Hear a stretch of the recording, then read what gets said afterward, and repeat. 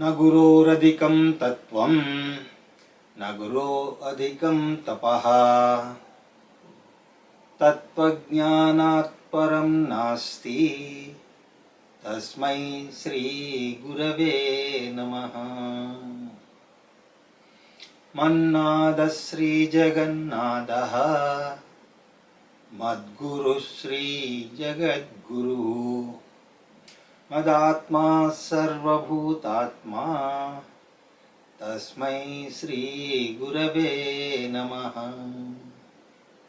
सदाशिवसमारम्भां शङ्कराचार्यमध्यमाम् अस्मदाचार्यपर्यन्तां वन्दे गुरुपरम्पराम्।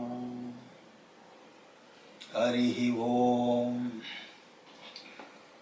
వారం వారం కార్యక్రమాన్ని వీక్షిస్తున్నటువంటి ప్రేక్షకులకు స్వాగతం. బ్రహ్మైవాహమిదం జగచ్చ సకలం చిన్మాత్ర విస్తారితం సర్వం చైతదవిద్యయా త్రిగుణయా శేషం మయా కల్పితం ఇత్థం యస్య దృఢామతి సుఖతరే నిత్యే పరే నిర్మలే చాండాలోస్తు సతుద్విజోస్తు గురురిత్యేషా మనీషా మమ. గడిచిన తరగతిలో ఈ శ్లోకాన్ని చెప్పి మనం తరగతికి విరామం తెలియజేశాం. ఈ శ్లోకంలో మూడో స్థాయి అంటే యూనివర్సిటీ స్థాయి బోధ ఇక్కడకు మనకు తెలియజేస్తారు. మనం చైతన్యము జడము అని రెండింటి గురించి ఎప్పుడూ కూడా చెప్పుకుంటూ ఉంటాం. వాటి యొక్క సంబంధం ఏమిటి అన్న దానితోటి ఇక్కడ చర్చ మొదలవుతుంది. ఇవి రెండు ఒకటేనా? ఒకటైతే ఏ విధంగా ఒకటి?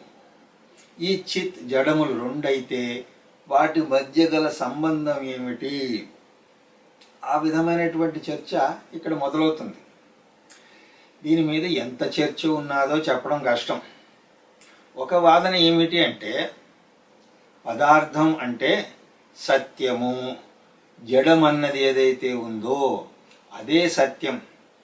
మరి చేతన విషయం గురించి ఏం చెప్తారు అంటే చేతన అన్నది ప్రత్యేకంగా ఏమీ లేదు, కొన్ని పదార్థాలు కలిసినప్పుడు ఆ చేతన ఏర్పడుతుంది అని అంటారు. కాబట్టి వాస్తవానికి ఉన్నది పదార్థమే. ఈ చైతన్యం అన్నది వచ్చిపోయేది అంటే ఆగంతుకము.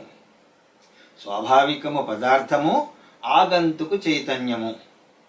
వీళ్ళని భౌతికవాదులు అంటారు, మెటీరియలిస్ట్ అంటారు. భౌతికవాదులు అంటే ఏదో మనం భగవంతుణ్ణి నమ్మని వాడు భౌతికవాది అని అనుకుంటాం. అలా కాదు.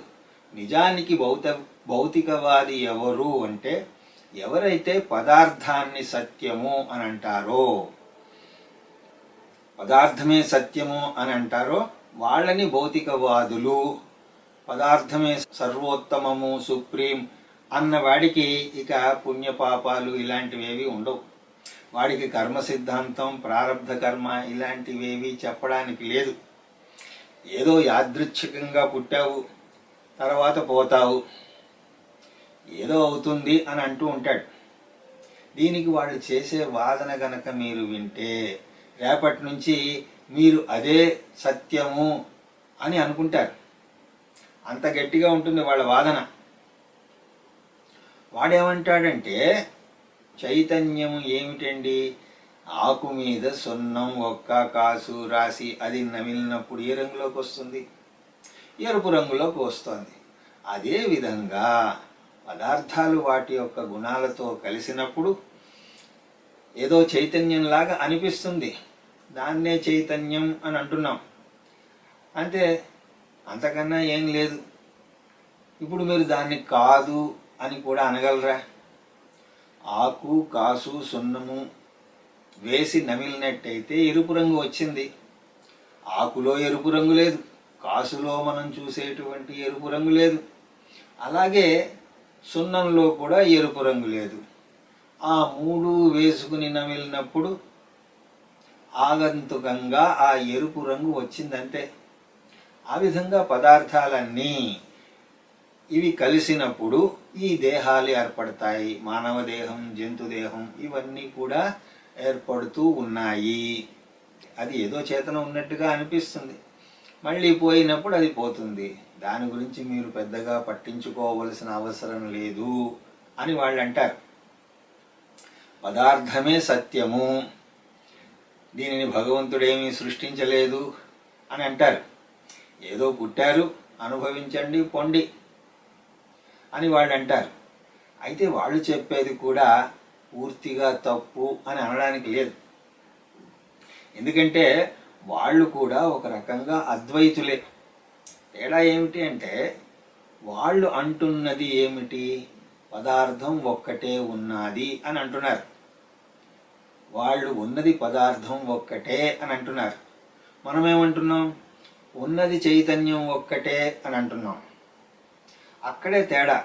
వాడు పదార్థం ఒక్కటే ఉంది అని అంటే, మనం చైతన్యం ఒక్కటే ఉంది అని అంటున్నాం.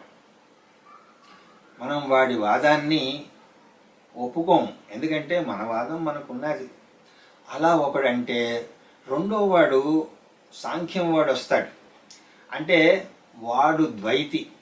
వాడేమంటాడంటే రెండవ స్థాయితోనే, అంటే స్కూలు కాలేజీతోనే ఈ బోధ అయిపోతుంది, మూడవ స్థాయి అసలు బోధ లేనే లేదు, పదార్థము చైతన్యము ఈ రెండు కూడా వాస్తవాలు అని వాడంటాడు.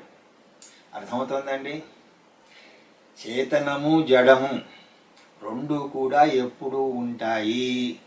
దీనికి వాళ్ళు పెట్టినటువంటి పేరు ఏమిటి అంటే ప్రకృతి పురుషుడు లేదా ప్రధానము పురుషుడు. ప్రకృతిని వాళ్ళు ప్రధానము అని అంటారు. ఈ పురుషుడి వల్ల, ఈ చైతన్యం వల్ల ఈ జగత్తు అంతా కూడా రావడం పోవడం అన్నది జరుగుతుంది అని వాళ్ళ సిద్ధాంతం. మరి వేదాంతం ఏమంటుంది అంటే చైతన్యం అన్నది ఒక్కటే సత్యం, ఈ జడమంతా కూడా ఆగంతుకం, చైతన్యమేవ సత్యం, జగత్తంతా కూడా మిథ్యా. ఆధ్యాత్మికత, స్పిరిచువాలిటీ అని పేరు ఎందుకు అలాగా అంటే కాన్షియస్నెస్కి స్పిరిట్ అని పేరు, జడము అన్నదానికి మ్యాటర్ అని పేరు. మ్యాటరే సత్యం అన్నవాడు మెటీరియలిస్ట్ అవుతాడు. లేదు స్పిరిట్ సత్యం అంటే వాడు స్పిరిచువలిస్ట్ అవుతాడు. కాబట్టి నిజంగా ఆధ్యాత్మికత అంటే రామాయణం చదవడం, భజన చేయడమా? అవన్నీ కూడా ఆధ్యాత్మికతకు ఉపాంగాలు అని చెప్పుకోవచ్చు. కానీ వాస్తవంగా ఆధ్యాత్మిక శాస్త్రం అంటే వేదాంతమే. ఎందుకంటే ఇక్కడ ఒక్క చోటే ఆత్మ గురించి చర్చ జరుగుతుంది. దీన్ని మీరు ఎలా స్థాపించగలరు అంటే, నేనేదో పైన చెప్తున్నాను కానీ ఉపనిషత్తుల్లో దీని గురించి చాలా లోతైన చర్చే ఉన్నది. తర్వాత ప్రకరణలు మనం చదివినప్పుడు, ఉపనిషత్తుల్ని అధ్యయనం చేసినప్పుడు దాని గురించి చూద్దాం. ఉపనిషత్తులు ఏమంటున్నాయంటే ఆత్మ సర్వగతం అని మనం చూసాం కాబట్టి దానిని నిర్ధారణ చేశాం.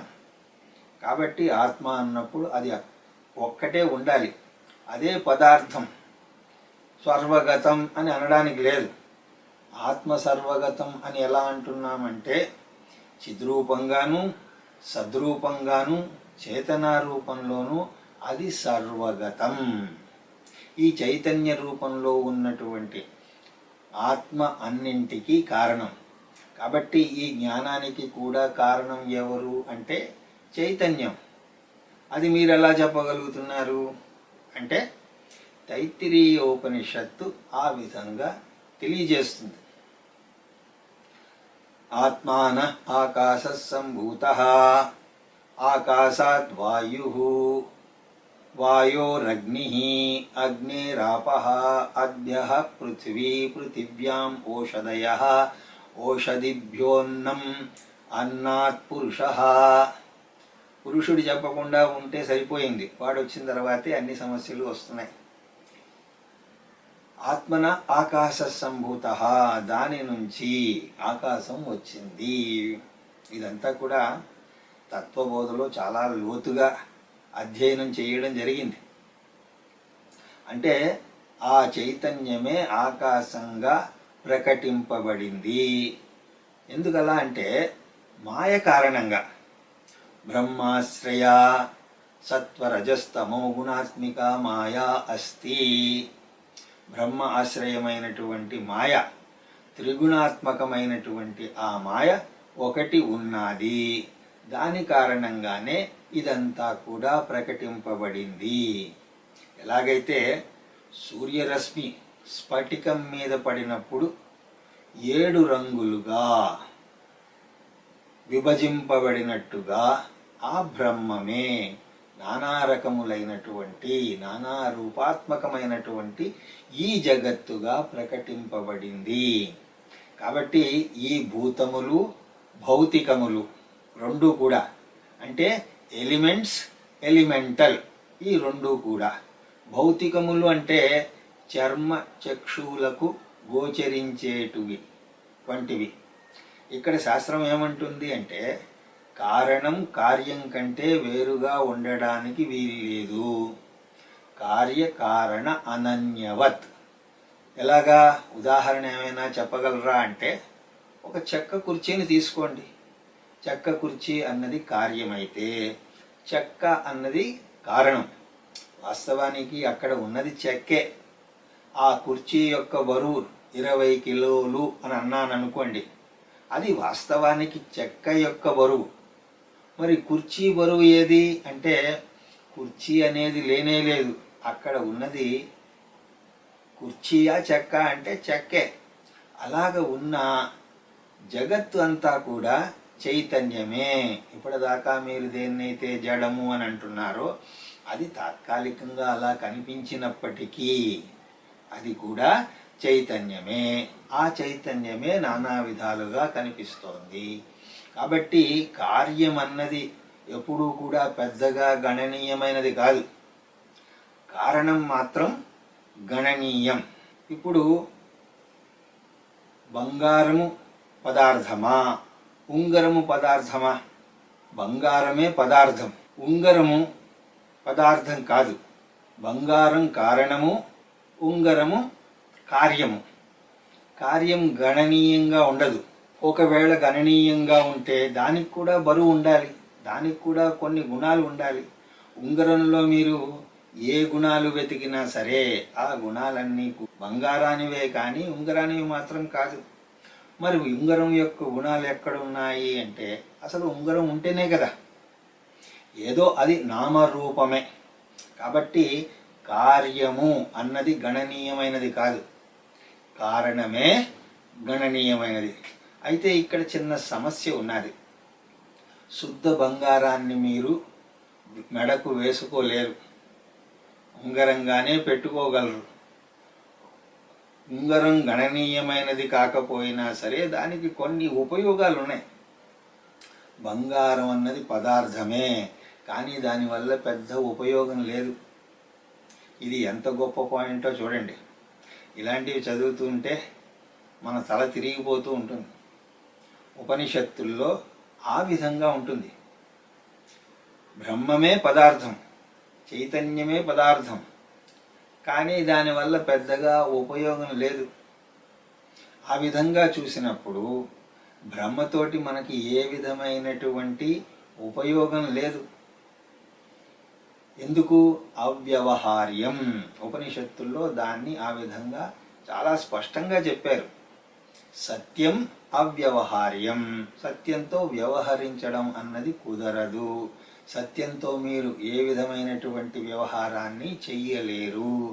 అందుకోసమే ప్రపంచంలో సత్యానికి గిరాకీ లేకపోవడానికి ఇదే కారణం.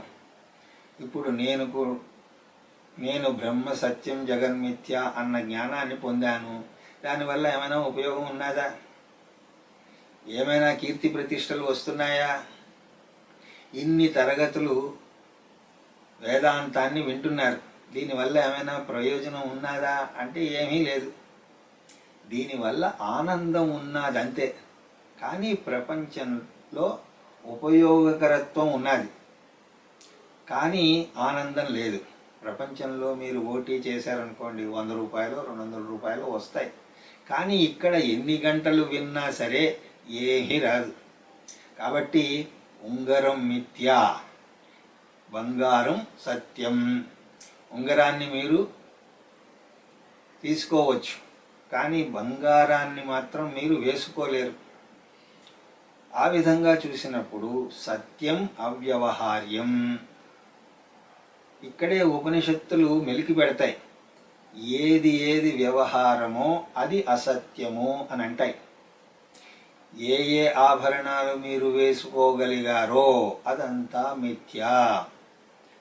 ఏదో బంగారాన్ని మెడకి వేసుకోలేం కదండి.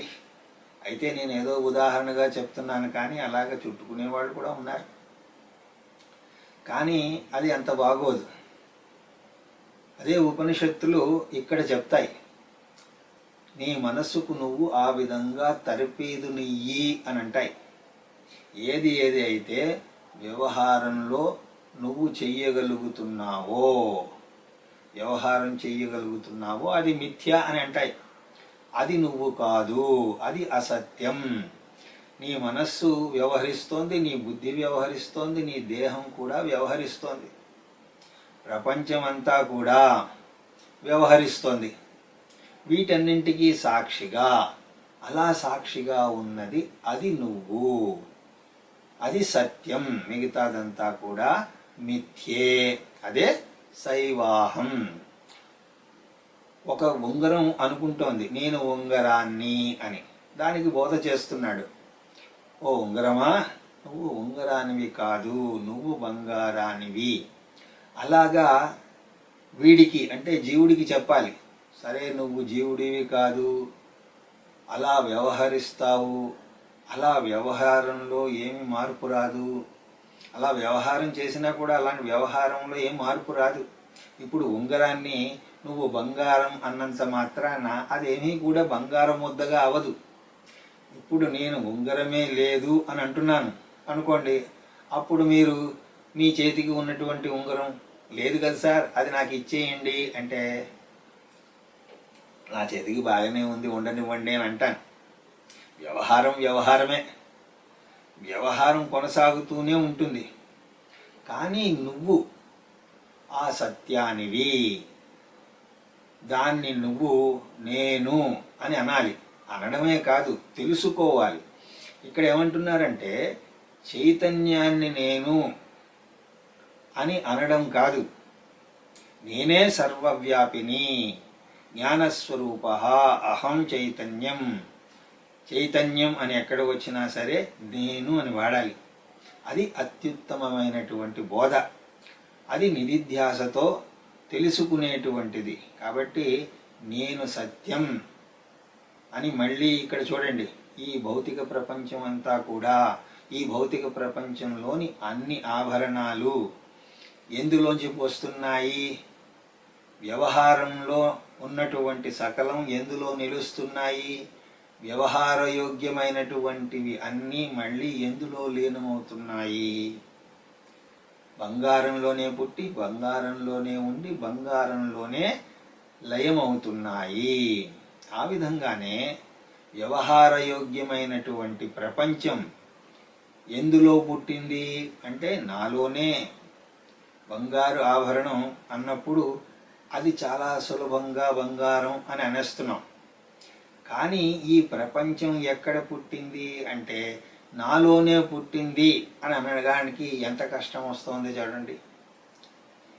నాలో పుట్టడం ఏమిటి, నేనే ఒకరికి పుట్టాను, ఈ ప్రపంచం నాలో ఎలా పుడుతుంది? కాబట్టి నాలోనే ఈ ప్రపంచం అంతా కూడా పుట్టింది అని అనడానికి ఎంత సాధన కావాలో చూడండి, ఒకసారి ఆలోచించండి. కాబట్టి మయ్యేవ సకలం జాతం మయి సర్వం ప్రతిష్ఠితం మయి సర్వం లయం యాతి తద్బ్రహ్మా ద్వయం మస్మ్యహం. కైవల్యోపనిషత్ నాలోనే అంతా పుట్టింది. ఇప్పుడు ఉంగరం అంటోంది అనుకోండి, నాలోనే అన్ని ఆభరణాలు పుడుతున్నాయి అంటే అర్థం ఏమిటి? బంగారము అనేటువంటి కోణంలో అది చెప్తోంది. కాబట్టి ఎప్పుడైతే మీరు నేనే ఆ చైతన్యాన్ని, నేనే ఆ సత్యాన్ని అని క్లెయిమ్ చేస్తారో అప్పుడు మీరు అనేటువంటి మాట అది. అహం సత్యం జగన్మిథ్య. ఎందుకు? వ్యవహారం అంతా కూడా మిథ్య అని చూసాం కదా. ఇదంతా కూడా వ్యవహార యోగ్యం కాబట్టి అది మిథ్య అవుతుంది. కానీ దీన్ని భౌతికవాదులకు చెప్తే వాళ్ళు నవ్వుతారు. వ్యవహార యోగ్యం కాబట్టి అది సత్యం అనాలిరా అని అంటారు. కానీ ఇక్కడ ఏమంటున్నారు అంటే నువ్వు దాంతో వ్యవహరిస్తున్నావు కాబట్టి అది అసత్యము అని అంటారు. చాలా గొప్ప బోధండి ఇది. అర్థం చేసుకోవడం అంటే అది ఒక పెద్ద పారాడైమ్ షిఫ్ట్. ఆ విధంగా వేదాంతాన్ని మనం అడుగుతాం. అహం సత్యం జగన్మిథ్య, బ్రహ్మ సత్యం జగన్మిథ్య. ఆ బ్రహ్మకు బదులు అహం సత్యం అని అంటున్నాం. ఏదో నేను శాశ్వతుడను ఇది అది అన్నావు, బాగానే ఉంది. కానీ ఈ జగత్తు అంతా కూడా నాలో పుట్టడం ఏమిటి? నేను ఎందుకు దీన్ని నమ్మలేకపోతున్నాను అంటే నేను ఉన్నది అందులోనే. నేను ఎక్కడో వేరే ఉన్నా అది పర్వాలేదు, కానీ నేను ఆ జగత్తులోనే ఒకటిగా ఉన్నాను. అలాంటిది నాలో ఈ జగత్తంతా పుట్టడం ఏమిటి? నాలో ఉండడం ఏమిటి? నాలోనే కలిసిపోవడం ఏమిటి? ఓ వేదాంత శాస్త్రమా, నన్ను వదిలిపెట్టు. నేనేదో ఆ హరే కృష్ణ దాంట్లో చేరతాను. ఏదో కాసేపు హరే కృష్ణ అని డ్యాన్స్ చేసి తర్వాత ఇచ్చిన ప్రసాదాన్ని తిని వచ్చేయచ్చు. ఈ తలకాయ నొప్పి అంతా ఎందుకమ్మా నాకు? వాళ్ళు చెప్పేది కూడా అదే. ఇదంతా కూడా మాయావాదం. ఆ మాయలో పడకండి. హరే కృష్ణ బోలో, ఒకరోజు తరించిపోతావు. హరే కృష్ణ అని అనుకుంటే ఆ కృష్ణుడే నిన్ను రక్షిస్తాడు అని అంటారు. కానీ నేను మీకు చెప్తున్నాను, ఇదంతా కూడా చిన్న పిల్లల వ్యవహారం. ఎవడో మిమ్మల్ని రక్షించాలి అని అనుకుంటే అలా అనుకున్నంతసేపు మీరు ఎదిగినట్టా చెప్పండి? 25 ఏళ్ళు వచ్చాయి, అమ్మ లేదండి అందుకోసం నేను రోడ్డు దాటడం లేదు అని అంటే ఏమంటారు? చిన్నప్పుడు ఏదో మీకు ఏదో ఇష్టదైవం కావాలి, ఎందుకంటే మీ లోపల కూడా ఒక చిన్న పిల్లవాడు ఉన్నాడు. అప్పుడు ఎన్ని రకాలుగా అయినా సరే ఆయన్ని పూజించవచ్చు. కానీ 25 ఏళ్ళు వచ్చాయి. ఇప్పుడు మీ అంతట మీరు బావర్చి వెళ్ళి బావర్చి బిర్యానీ తిని రావాల్సిన వయస్సు. ఏంట్రా అలా ఉన్నామంటే మా అమ్మ ఇంకా నాకు సెర్లాక్ పెట్టలేదు అని కూర్చుంటే వాడిని ఏమనాలి చెప్పండి? ఆ విధంగా కృష్ణుడే నిన్ను రక్షిస్తాడు, తరింపజేస్తాడు అంటే అదంతా కూడా చిన్న పిల్లల మనస్తత్వం. అది ఇంకా పోలేదు. ఎన్నేళ్ళైనా సరే ఇంకా నన్ను రక్షించాలి అన్న మనస్తత్వం ఏదైతే ఉన్నదో దాని నుంచి బయటపడాలి. అందుకోసమే మా గురువు గారు అంటూ ఉంటారు, ఈ సేవియర్ సైకాలజీ నుంచి బయటపడాలి అంటే ఏం చేయాలి? భగవంతుణ్ణి ప్రార్థించాలి. Oh God save me from these saviours. అది సేవియర్ సైకాలజీ. అది కనుక డెవలప్ అయ్యింది అంటే దాంట్లో నుంచి మీరు బయటపడలేరు. అందుకోసమే తల్లి కూడా ఏం చేస్తుంది? పిల్లవాడికి అప్పుడప్పుడే అడుగులు వేస్తున్నాడు అని అనుకోండి, వదిలేసి దూరంగా వెళ్ళు, నా దగ్గరికి రాకు అని అంటుంది. అప్పుడు వాడు తప్పటడుగులు వేసుకున్నా సరే, అలా వేసుకుంటూ ఉన్నా సరే వచ్చి అమ్మని దగ్గరికి వస్తాడు.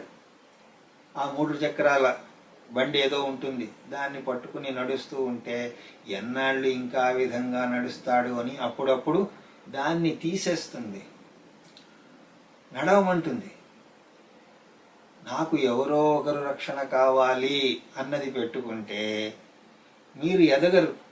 ఏదో పైకి గడ్డాలు మీసాలు వస్తాయి కానీ మీకు మనవలు కూడా రావచ్చు, కానీ లోపల ఉన్నటువంటి ఆ పిల్లవాడు అదే విధంగా ఉంటాడు. కాబట్టి మనకి రక్షకుడు కాదు కావలసింది, సరైనటువంటి ఆలోచన కావాలి. ఎందుకంటే నిజానికి బంధం అంటూ అన్నది ఏమీ లేదు, ఉన్నది అజ్ఞాన బంధమే. కాబట్టి మనం అంటాం, ఓ వేదాంత శాస్త్రమా, నీ దగ్గరికి వస్తే ఏదో సచ్చిదానందం అంతా ఆనందం అంటావేమో అని అనుకుంటే అంతా నాలోనే పుట్టడం ఏమిటి, ఈ తలకాయ నొప్పి ఏమిటమ్మా అని అంటే వేదాంత శాస్త్రం అంటుంది, ఆగు నాయనా, నీకు నేరుగా చెప్తే అర్థం కావడం లేదు, కాబట్టి ఒక చిన్న కథ చెప్తాను అని అంటుంది. వేదాంతం ఏమంటుంది అంటే, నేను చెప్పిన దానికి కేవలం కొడుతూ ఉండు, చివరికి నువ్వే అంటావు అవును కదా అని. వేదాంతం ఏమంటుంది అంటే, నువ్వు ఎప్పుడైనా కలగన్నావా అంటే, అయ్యో రామా, నేను కలలనే కంటూ ఉంటాను. మరి కలలో ఆకాశం ఉన్నదా? ఉన్నది. అలాగే సమయం కూడా ఉన్నదా? ఉన్నది. కలలో నేను 9ంటికి వస్తాను అంటే అక్కడ సమయం ఉన్నట్టే కదా. అక్కడ వస్తువులు ఉన్నాయా అంటే జగత్తులో ఏవేవి చూశారో వాటికంటే గొప్పవే అక్కడ ఉన్నాయి. ఇప్పుడు చెప్పు నాయన, స్వప్నంలో ఆకాశాన్ని ఎవరు సృష్టించారు? నువ్వే సృష్టించావు. అక్కడ వస్తు ప్రపంచాన్ని ఎవరు తయారు చేశారు? నువ్వే తయారు చేసుకున్నావు. స్వప్నంలోని దేహం, కాలాన్ని, వ్యక్తులను, వస్తువులను నువ్వే సృష్టించుకున్నావు. స్వప్నానికి నువ్వు కర్తవు, ఆ స్వప్న ప్రపంచానికి నువ్వు కర్తవు. అది నీ సృష్టి. భగవంతుడి సృష్టిలో నీకెక్కడెక్కడైతే ఇబ్బంది కలుగుతోందో అక్కడక్కడ, అంటే స్వప్నంలో నువ్వు దాన్ని సరిచేసుకుంటున్నావు కూడా. మీరు గమనించారో లేదో కానీ భగవంతుడి సృష్టిలో పక్కింటి వాడితో నాకు గొడవ, కానీ స్వప్నంలో ఆ పక్కింటి వాడు నాకు నమస్కారం చేస్తూ ఉంటాడు. నన్ను బాధ పెట్టే వాళ్ళందరూ కూడా నన్ను సేవిస్తూ ఉంటారు అన్నట్టుగా సృష్టించుకుంటాడు. ఎవడైతే నన్ను తిడుతూ ఉంటాడో వాడు కలలో నాకు దండం పెట్టి దండ వేస్తూ ఉంటాడు. ఎందుకంటే నువ్వు ఏమైనా చెయ్యొచ్చు అక్కడ. దండా నువ్వే, దండం నువ్వే, దండం వేయించుకునేవాడివి నువ్వే, దండం పెట్టించుకునేవాడివి నువ్వే, దండం పెడుతున్నది నువ్వే, ఆ స్టేజీ నువ్వే, ఆ ఫ్యాను నువ్వే, ఆ ఫ్యాన్ గాలి కూడా నువ్వే. మొత్తం అంతా కూడా గాలి వ్యవహారమే అక్కడ. వేదాంతం ఏమంటుంది అంటే, స్వప్నం నుండి దాని నుండి నువ్వు చూస్తూ ఉంటే అది నీకు మజా రాదయ్యా. అందుకోసం అని చెప్పి అక్కడ నీకంటూ నువ్వు ఒక దేహాన్ని నువ్వే సృష్టించుకుంటావు. మీరు ఎక్కడో తిరుగుతున్నారు, స్వప్నంలో మీరు ఎక్కడో తిరుగుతూ ఉంటారు. ఆ దేహాన్ని ఎవరు సృష్టించారు? వేరేవాడెవరో సృష్టిస్తే అందులో వెళ్ళి మీరు దూరారా? స్వప్నంలో నా యొక్క దేహాన్ని నేనే సృష్టించుకుంటాను. అలా సృష్టించుకుని మెల్లిగా దాంతో తాదాత్మ్యత చెందుతాను. స్వప్నదేహంతో తాదాత్మ్యత చెందుతూనే వాస్తవ దేహాన్ని మర్చిపోతాను. ఈ దేహంతో తాదాత్మ్యత మానుకొని ఆ స్వప్న దేహంతో తాదాత్మ్యత పెంచుకుంటాను. అప్పుడే స్వప్నం మిమ్మల్ని బాధించేది, సుఖదుఖాలను ఇచ్చేది. అది అవుతుంది. ఎప్పటిదాకా అయితే ఇది స్వప్నము అని తెలుస్తుందో అప్పటిదాకా నాకు సుఖదుఖాలేమీ ఉండవు, నేను బాగానే ఉంటాను. సినిమాకి వెళ్ళినప్పుడు కూడా తాత్కాలికంగా ఈ దేహం మర్చిపోయి, మగవాళ్ళైతే హీరో దేహంతోనూ, ఆడవాళ్ళైతే హీరోయిన్ దేహంతోనూ తాదాత్మ్యత చెందుతూ ఉంటారు. అప్పుడు అక్కడ సుఖ దుఃఖాలు మొదలవుతాయి. అదే ఆ సినిమా వేసేవాడి దగ్గర వాడిని వెళ్ళి అడగండి. అలా అడిగితే ఏముందండి అంటాడు. వాస్తవానికి వాడికి ఆ సినిమా వేసి వేసి విసుగు వస్తుంది. వాడికి సుఖం లేదు, దుఃఖం లేదు. ఎంత కాశ్మోరా సినిమా వేసినా సరే వాడికి భయం వేయదు. కానీ డబ్బులిచ్చి చూసేటువంటి మనకి మాత్రం ఆ సుఖదుఖాలు వస్తాయి. ఎందుకంటే ఆ సినిమాలో లీనం అయిపోతాం.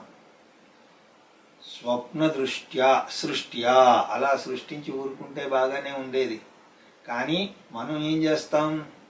తదేవాను ప్రవిశంతు, ఆ విధంగా దాంట్లోకి ప్రవేశిస్తాం. మనమే సృష్టించుకున్నాము, అందులో మనమే ప్రవేశిస్తున్నాం. అప్పుడు ఏమవుతుంది? ఆ స్వప్న దేహంతో తాదాత్మ్యత చెందుతూనే నేను సృష్టికర్తను, నేను స్వప్నానికి సృష్టికర్తను అనేది మర్చిపోతాం. ఎప్పటిదాకా స్వప్నం శరీరంతో తాదాత్మ్యం చెందామో, వాస్తవానికి స్వప్న శరీరం అంటూ ఉంటుందా? కానీ దానితోటి తాదాత్మ్యత చెందితే సృష్టికర్త సృష్టి అయిపోతాడు, సృష్టిలో భాగం అయిపోతాడు. అప్పుడు ఈ సృష్టికర్త అందులో నవ్వుతాడు, ఏడుస్తూ ఉంటాడు, ఏవేవో చేస్తూ ఉంటాడు. అప్పుడు ఆ స్వప్నంలోకి ఒక ఆచార్యుడు ప్రవేశిస్తాడు.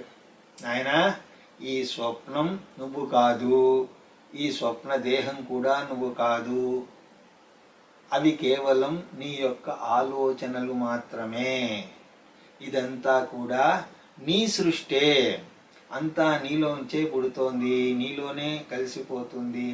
అంటే ఏంటి సార్ మీరు మాట్లాడుతున్నది? అది ఎలా జరుగుతుంది? ఎందుకంటే వాడు ఇంకా ఆ స్వప్న దేహంతోనే తాదాత్మ్యత చెంది ఉన్నాడు. అప్పుడు గురువు ఏం చేస్తాడు? వీడికి చెప్తే అర్థం కావడం లేదు కాబట్టి వీడిని ఒక కుదుపు ఊపుతాడు, ఒక కుదుపుతాడు, నిద్రలోంచి లేపుతాడు. ఉత్తిష్టత జాగ్రత్త ప్రాప్య వరాన్న బోధత అంటూ ఆ గురువు ఆ విధంగా వాడిని ఊపి ఊపి ఊపి ఆ జ్ఞానబోధ చేస్తే అప్పుడు వాడి యొక్క తాదాత్మ్యత పోతుంది. కలగంటున్న వాడిని ఏదో మామూలుగా లేపితే లేవడండి, ఒకసారి కుదపాలి, లే లే అని గట్టిగా అరవాలి, అప్పుడే వాడు లేస్తాడు. ఈ కలగనే వాడిని కూడా గురువు మాటి మాటికి లేపుతూ ఉంటాడు, కుదుపుతూ ఉంటాడు. కొంతకాలం అలా చేస్తే అప్పుడు వీడు లేస్తాడు. ఏంటి ఇదంతా కళ అని అంటాడు. ఆ విధంగా కలలోంచి లేచిన తర్వాత నేను ఆ దేహాన్ని కాదు, ఇది నా వాస్తవ దేహం అన్నట్టుగా శాస్త్రకారులు దాన్ని చెప్తారు. స్వప్నం అనేది చిన్న ప్రపంచం అయితే ప్రపంచం అన్నది పెద్ద స్వప్నం. ఈ పెద్ద స్వప్నాన్ని సృష్టించింది ఎవరు అంటే నువ్వే. కాబట్టి ఆ స్వప్నాన్ని సృష్టించాలి అంటే నీకు ఒక శక్తి ఉండాలి.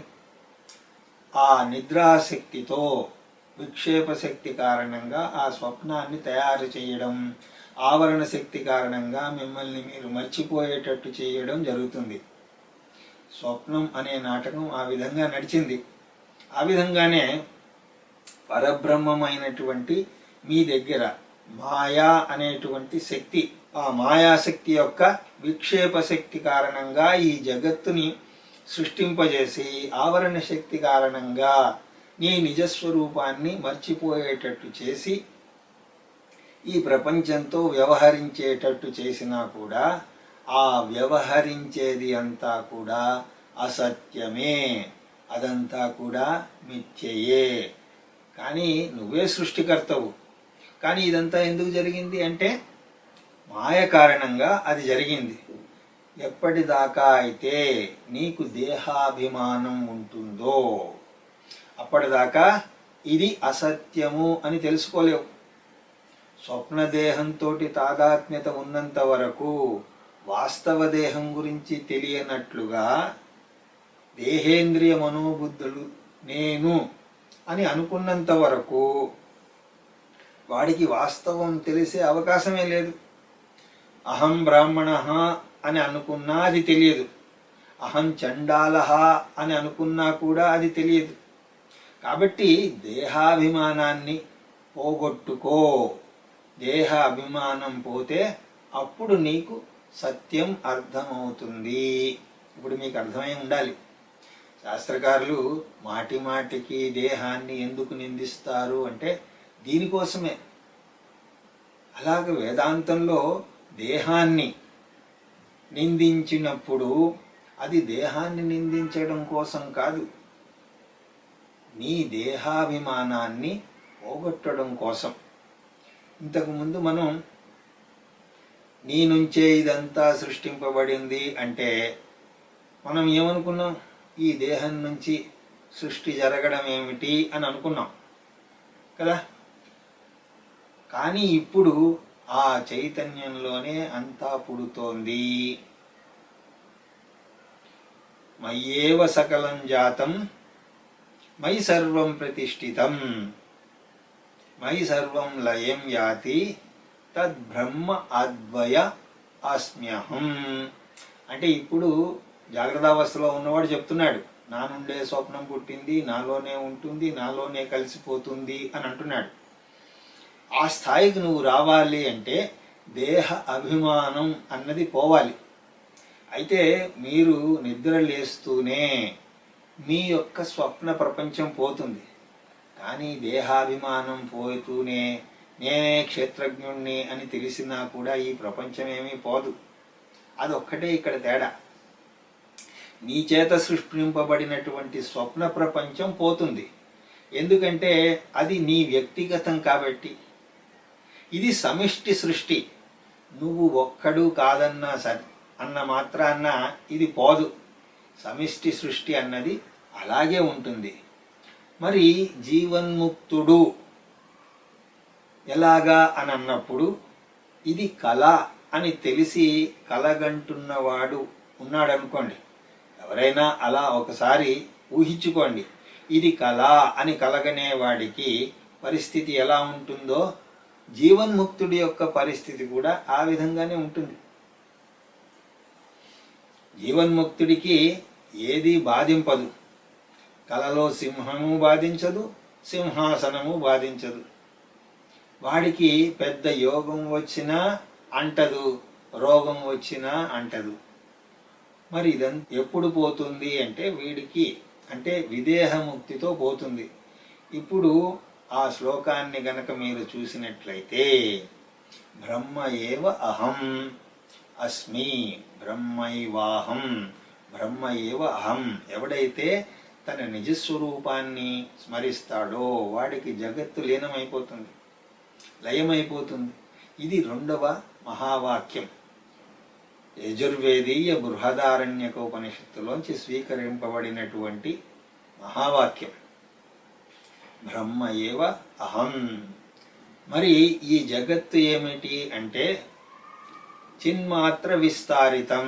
ఏ విధంగా అయితే స్వప్నం అన్నది కేవలం ఆలోచన మాత్రమే అయి ఉన్నాదో ఆ విధంగానే జగత్తు అంతా కూడా చిన్మాత్ర విస్తారితం. ఆ చైతన్యమే జగత్తు అంతా కూడా విస్తరించబడి ఉన్నది.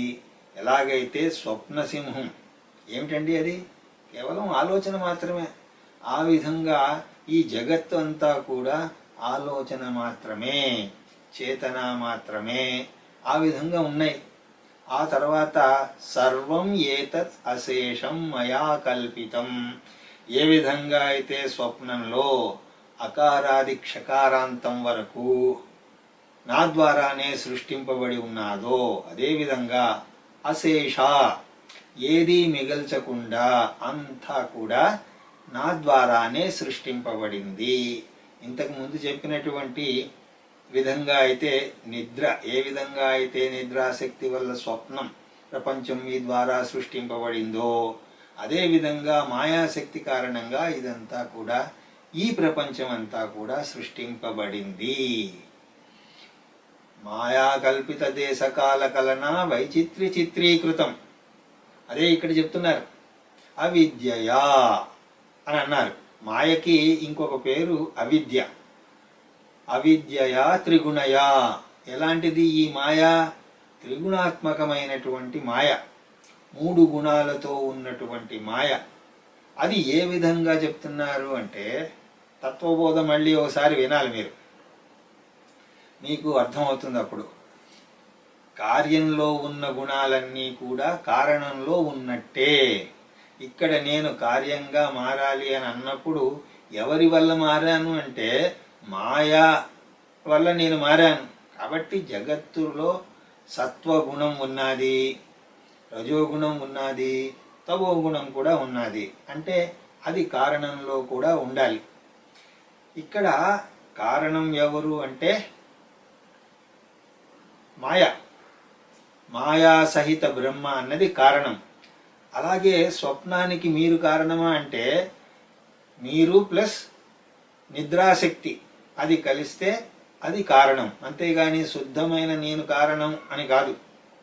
అదేవిధంగా బ్రహ్మ అనండి, చైతన్యం అనండి, ఏదైనా పేరు పెట్టండి, అలా శుద్ధ బ్రహ్మం ఎప్పుడూ కూడా కారణం కాదు. బ్రహ్మ కారణం అని అన్నప్పుడు మాయాసహిత బ్రహ్మమే ఈ జగత్తుకి కారణం అని అర్థం చేసుకోవాలి. కాబట్టి మాయయే ముఖ్యమైనటువంటి అపరాధి, main culprit. Osama bin Laden Brahma నిర్గుణం కాబట్టి మాయలోనే ఈ 3 గుణాలు ఉండి ఉండాలి. నిర్గుణమైనటువంటి బ్రహ్మలోంచి త్రిగుణాత్మకమైనటువంటి జగత్తు వచ్చింది అంటే బ్రహ్మలో గుణాలు ఏమీ లేనప్పుడు, ఇక్కడ 2 వ్యక్తులు వస్తున్నారనుకోండి, వాళ్ళ నుంచి చెమట కంపు విపరీతంగా వస్తుంది. అప్పుడు వాళ్ళల్లో ఒకడిని పిలిచాం, కానీ వాడి దగ్గరికి వచ్చినా సరే వాడి దగ్గర ఏ వాసన లేదు. అప్పుడు మరి ఆ దుర్గంధం ఎక్కడి నుంచి వస్తోంది అంటే అవతల వాడి నుంచి, ఇంకొకటి నుంచి వచ్చింది. అదేవిధంగా ఆ గుణాలు ఇప్పుడు ఎక్కడి నుంచి వచ్చాయి అంటే మాయ నుంచే వచ్చాయి. కాబట్టి త్రిగుణయా. ఏమిటా గుణాలు అంటే సత్వగుణం అంటే జ్ఞానశక్తి, రజోగుణం అంటే క్రియాశక్తి, తమోగుణం ఈ రెండింటికి తాత్కాలికంగా ఆపేటువంటిది. అది కూడా మనకి అవసరమే. మీకు నిద్ర పట్టాలి అంటే మీకు ఏమీ తెలియకూడదు. నాకేదో తెలుస్తోంది అంటే నిద్ర పట్టలేదు. నేను ఏదో పని చేస్తున్నాను అన్నా కూడా మీకు నిద్ర పట్టదు. ఈ 2 కూడా లేనప్పుడు నిద్ర అనేది పడుతుంది. అంటే మీరు నిద్రపోతున్నారు. నిద్రపోతున్న సమయంలో మీకు ఏదీ తెలియదు. అలాగే మీరు ఏ పని చేస్తూ ఉండరు.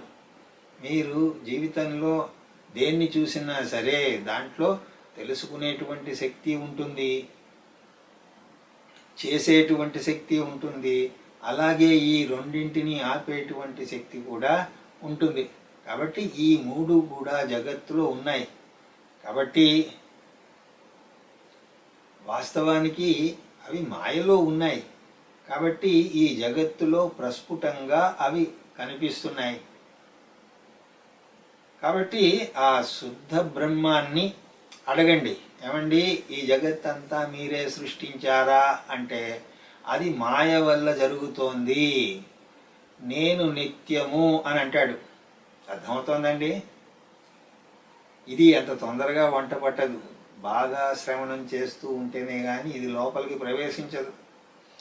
ఇక్కడ ఇంకో విషయం ఏమిటి అంటే మాయ ఉన్నది, కానీ బ్రహ్మ కోణంలోంచి చూసినప్పుడు అయితే మాయ అన్నది లేనే లేదు.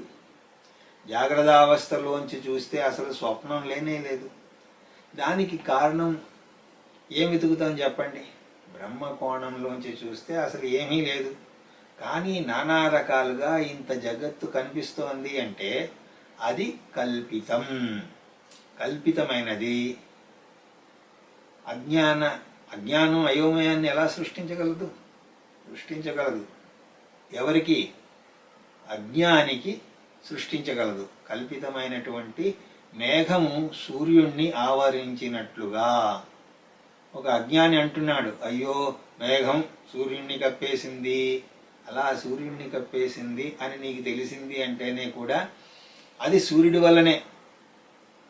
ఆ జ్ఞానం ఆ విధంగా అనిపిస్తుంది. అయ్యో నాకు ఆత్మ తెలియడం లేదు, ఎప్పుడు తెలుస్తుందో ఏమో, ఆ గురువు పాదాల తీర్థాన్ని ఎన్ని రోజులు తాగాలో, అలా తాగినప్పుడు ఆ దుమ్ము ధూళి లోపలికి వెళ్ళి నా అజ్ఞానాన్ని తీసి పారేస్తుందేమో అంటే ఈ బంధనం కూడా నీకు ఆ చైతన్యం వల్లనే తెలుస్తోంది. ఆ విధంగా తెలిస్తే ఇత్తం యస్య దృఢామతి, ఎవరికైతే అది దృఢంగా తెలుస్తూ ఉన్నదో, ఏదో నమ్మకం కాదు. ఎందుకంటే చాలామంది అద్వైతం పేరుతో కూడా నమ్ముతున్నాము అని అంటారు. నేనే బ్రహ్మాన్ని అని నమ్ముతూ ఉంటాడు. ఎప్పటిదాకా? ఏడుపు వచ్చేంత వరకు. వేదాంతి అన్నవాడు ఎప్పుడూ కూడా నమ్మకాన్ని ప్రచారం చెయ్యడు. ఆఖరికి దేవుణ్ణి కూడా నమ్ము అని చెప్పడు. వేదాంతంలో ఏమంటారు అంటే తెలుసుకో అని అంటారు. నమ్మడం కాదు, తెలుసుకోవాలి. ఎందుకంటే విశ్వాసం అన్నది బోధను ఆపేస్తుంది. నేను నమ్ముతున్నాను సార్ అంటే ఇక బోధ ఎందుకు? నమ్ముతున్నాను అంటే ఇక బోధ లేదు. కాబట్టి ఏ బోధను తీసుకున్నా సరే నమ్మకం ఉంటే అక్కడ ఇక బోధ ఉండదు. ఇప్పుడు ఒక స్టూడెంట్ అన్నాడు అనుకోండి, ఫిజిక్స్ని నేను నమ్ముతున్నాను అంటే ఆ టీచర్ పళ్ళు రాలగొడతానంటాడు. ఫిజిక్స్ని నమ్మడం ఏమిట్రా? నేను ఫిజిక్స్ వల్ల, నాకు ఫిజిక్స్ వల్ల జ్ఞానం వస్తుంది అని నమ్ము, పర్వాలేదు. కానీ అక్కడి నుంచి నేర్చుకునే ప్రయత్నం చెయ్యి. లేదు సార్ నేను నమ్ముతానండి, మీరు చెప్పారు అంటే నమ్ముతాను. E=mc². మీరు చెప్తే ఇక నమ్మకపోవడం ఏమిటి? నమ్ముతాను అంటే వాడికి ఇక బోధ ఏం చేస్తారు చెప్పండి? ఎప్పటిదాకా అయితే సరి అయిన బోధ ఉండదో అప్పుడు అది అర్థం కాదు. సరి అయిన బోధ ఉంటేనే ఇది ఇక్కడ అర్థం అవడం లేదు. కాబట్టి వేదాంతం ఎప్పుడూ కూడా నమ్మకాన్ని ప్రోత్సహించదు. అలాగే ఇక్కడ శంకరుల వారు దృఢమతి అని అన్నప్పుడు అది నమ్మకం కాదు, సత్య దర్శనం. దాన్ని అపరోక్షానుభూతి అని అంటారు. శాస్త్రం వినడం వల్ల నీకు పరోక్ష అనుభూతి కలిగింది, కానీ అది ఇప్పుడు నీ అనుభూతి అవ్వాలి. అది కూడా నిధిధ్యాస వల్ల. ఎవడైతే శ్రవణ మనన నిధిధ్యాసలతో ఆ జ్ఞానం పొందాడో, ఆత్మయే నేను అన్న జ్ఞానాన్ని పొందాడో. ఏ ఆత్మ అంటే సుఖతరే బ్రహ్మానందం పరమసుఖదం. ఏ సుఖం వచ్చిన తర్వాత ఇక మానవుడు ఇంకొక దాని వెంట పడడో. ఎలాగైతే సముద్రం దొరికిన తర్వాత నీటి గుంటల కోసం ఒకడు వెతకడో. సముద్రం అంటే మళ్ళీ ఉప్పు సముద్రం కదండి, ఆ నీళ్లు ఏం చేస్తాం అని అనకండి. తాగే నీటి సముద్రం అని మీరు అర్థం చేసుకోండి. ఎలాగైతే తాగే నీటి సముద్రం ఉండగా ఒకడు మున్సిపల్ ట్యాప్ వాటర్ కోసం ఎదురు చూడడో, అలాగే సుఖతరే చెప్పడానికి వీలు లేనటువంటి సుఖం. ఇది ఏ సత్యం, ఇది పోయేటువంటిది కాదు, నిత్యం ఉండేటువంటిది. పరే అంటే అన్నింటికంటే అతీతమైనటువంటిది. ఆ తర్వాత నిర్మలే, ఏ విధమైనటువంటి అజ్ఞానము మాలిన్యము లేనటువంటిది. వీటన్నింటినీ ఎవడైతే తనలో దృఢమైన బోధగా ఉంచుకున్నాడో, ఎవడి మదిలో పొరపాటును కూడా నేను జీవుడను అని అనుకోవడం లేదో, అలాంటి ఆలోచన రానివాడు చండాలోస్తు సతుద్విజోస్తు గురురిత్యేషామనీషామమా. చండాలుడైనా సరే, ద్విజుడైనా సరే, మమ గురువు, అతను నాకు గురువు, అతని పాదాల దగ్గర కూర్చుని నేను నేర్చుకోవాలి, ఆయన నన్ను తరింపజేసేవాడు. ఇది నా నిశ్చయమైనటువంటి అభిప్రాయము, దృఢమైనటువంటి అభిప్రాయము అని ఇక్కడ వారు శంకర్ల వారు మాటి మాటికి జ్ఞానాన్ని పొందండి, అంతేగాని పై పై విషయాలపైన ధ్యాస పెట్టకండి అని అంటున్నారు. అలాగే ఇక్కడ అతనే నా గురువు అన్నప్పుడు అలాంటి గుణాలు లేనివాడు నా గురువు కాదు అని కూడా చెప్పడం కదా. నేను ఉన్నతుణ్ణి అవ్వాలి అంటే ఇలాంటి గుణాలు వాడిని ఆశ్రయించాలా, లేక మ్యాజిక్లు మిమిక్రీలు చేసేవాడిని ఆశ్రయించాలా? ఎన్నిసార్లు మీ స్వప్నంలో దర్శనం ఇచ్చినా సరే, ఎన్నిసార్లు మీకు అవి ఇవి చేసినా సరే, ఆయన మంచి వ్యక్తి అయి ఉండవచ్చు, కానీ గురువు మాత్రం కాదు. కేవలం గురువు అంటే ఆత్మజ్ఞాని అయిన వాడే గురువు. అంటే మిగతా గురువులు కాదు, వాళ్ళని తిట్టండి అని కాదు. అనుసరించాల్సి వచ్చినప్పుడు ఈ గుణాలున్నటువంటి వ్యక్తి వారినే గురువుగా స్వీకరించాలి అని శంకర్లు వారు మనకి చెప్తున్నారు. తదనంతర అంశాలను మనం తర్వాత తరగతుల్లో దర్శించే ప్రయత్నం చేద్దాం అని మీకు తెలియజేసుకుంటూ, నా మాటల్ని ఎంతో శ్రద్ధగా వింటున్న మీ అందరికీ శిరస్సు వంచి నమస్కరిస్తూ, హరి ఓం తత్సత్.